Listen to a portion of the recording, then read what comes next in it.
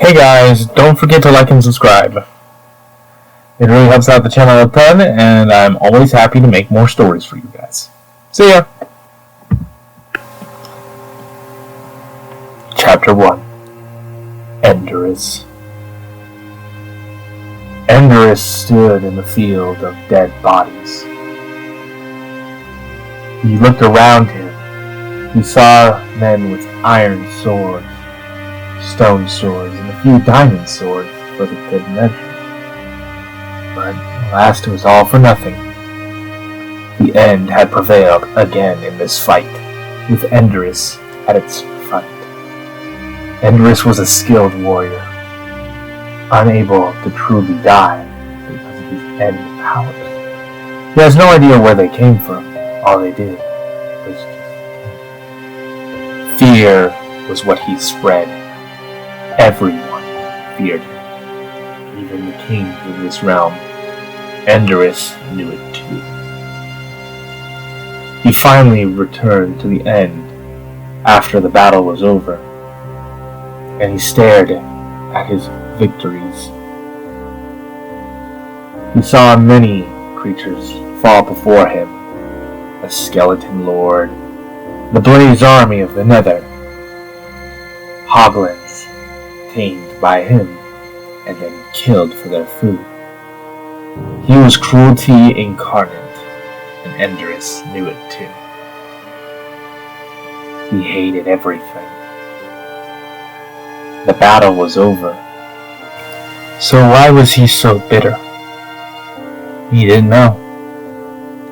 All he knew is that the world had to suffer for what it did to him. Or at least, that's what the end told him. It was a simple creature, but it was very, very dangerous.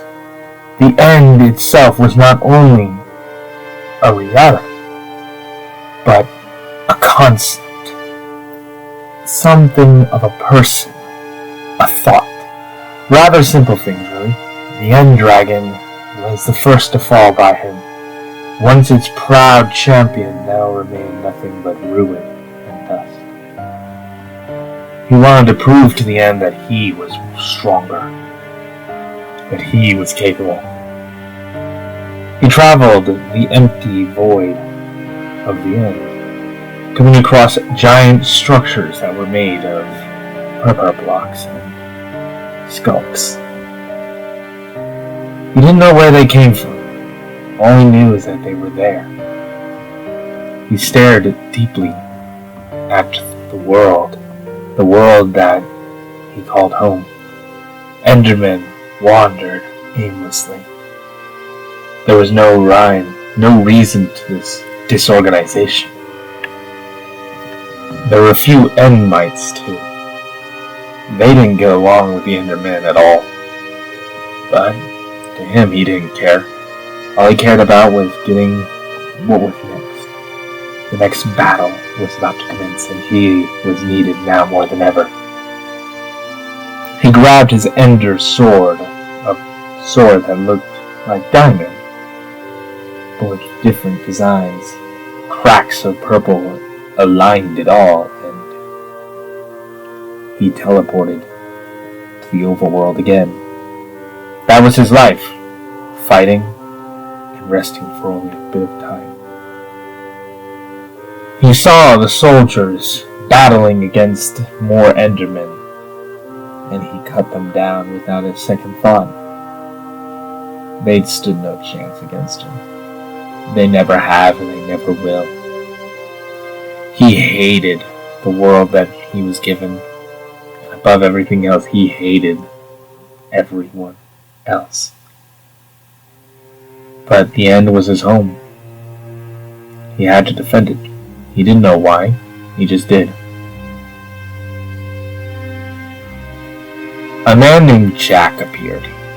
Jack was your everyday run-of-the-mill soldier. Jack stared at Endurus as he cleaved through the soldiers with terrifying efficiency. Endurus, Jack was a phantom. He stared at Jack and was getting ready to strike. But Jack retreated. The purple eyes of Endress were so terrifying that could destroy one's very soul. After Jack ran away, Endress then said, "What is this mission? It is best not to face me in the field of battle." While he was ranting to himself, another figure appeared, a woman. She was like him. He never caught her name, though, so he just simply called her the Mistress. The Mistress then said, "Why are you talking like that?" Think about it. The world, the overworld, the end, the nether. It all is ours for the taking. Don't you see it, sister? We have every right to this. We have every right to make this our reality. Do you see that, sister? Do you see the world we have been given? No, I don't see the world like you do. Remember, I do not have eyes, thus I don't see. And yet you're still able to best me in single combat. I can sense your location, I guess. A gift from the end itself. Of course it is. Why wouldn't it be? I mean, look at this world. We are its terror. We are the reason that they lock their doors at night. It doesn't do anything, but I guess peace of mind comes from odd places, don't you agree? The Enderman, the creepers, the zombies, all of it under our command. Wouldn't you agree? No, I would not agree with you. Well, yes, we are agents of the end. It is not our place to decide over one's fate. Or the Nethers, for that matter. Don't you see this, sister? They spread fear amongst themselves, and we're just the ones cleaning it up. You are a fool if you think that, dear brother. You can't see it, but I can. How about this? Why don't we return to the end and see what our master has in store for us?